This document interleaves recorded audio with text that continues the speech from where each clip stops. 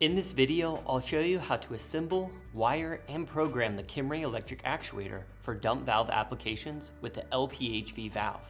Specifically, we will be showing the setup for a liquid gap control using 2 electric level switches, though the principles and setup shown here will help you get started for setting up any liquid dump application. The LPHV is designed with durable trim specifically for erosive conditions, lasting more than 10 times longer compared to other valve trim in extremely erosive conditions. The LPHV is also the first Kimray low-pressure dump valve that can be electrically actuated. In this video, we'll be setting up a 2-inch LPHV which uses a 1-inch electric actuator. Be aware that for the LPHV, your actuator size will be different than the end connection size of your valve. Place the electric actuator on the valve body, oriented so users can easily access the circuit board, and then fully tighten the 4 bolts. Remove the lid from the actuator, and using a 1/2-inch socket or wrench, manually turn the shaft to adjust the stem down until it touches the trim stem. Attach the coupling block to the stem with a socket wrench. Note that for 24-volt applications, 21 volts is the minimum voltage required. Be sure that your wire gauge and length are acceptable to receive sufficient voltage. Running your wires through the electrical conduit, connect the power wires to the actuator in the voltage in positive and voltage in negative terminals. Attach the ground wire to the grounding screw inside the electric actuator. In this scenario, discrete 1 will be the high-level switch and discrete 2 will be the low-level switch. We won't be showing the whole process of connecting your electric level switches, but be sure to follow all proper wiring instructions from your IOM. For our example, we are simulating the 2 signals from our demo unit. Now you can plug in the battery backup. The final step is to supply power to the valve package. With power supplied to the electric actuator, we can begin calibration. Upon startup, the screen will display Calibrate, press right. Press right and the screen will show Finding Open.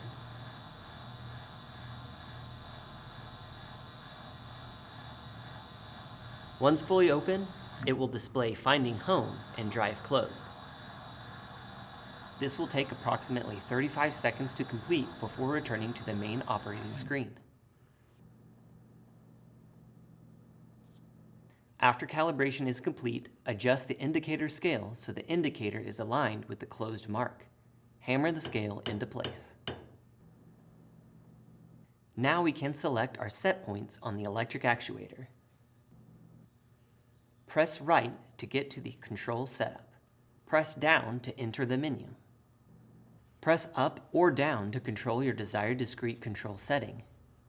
We will be using discrete latch. A latch signal means that the high liquid level switch maintains the switch position until changed by the low liquid level switch. In contrast to a latch signal, you may instead need a momentary signal if you are not controlling a span and only want on-off control. A momentary signal only exists while the input from the liquid level switch is active, returning to its original position when the input is released. Press right to choose discrete latch D1 open, D2 closed. Next, press up or down to select discrete priority of D1 over D2. Press right. Now you have the option to enable or disable the analog out. We will choose to disable and press right. You can also change the control speed, acceleration, and many other optional controls by following the menu prompts in the IOM.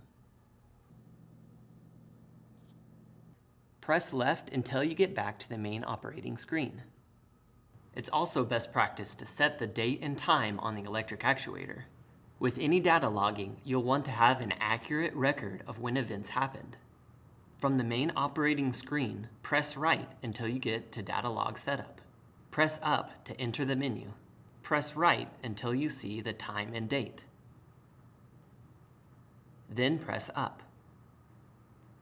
From here, press right or left to select the field and up or down to change the value. Hold right to accept the set time. Now, do the same for the date, then hold right to accept.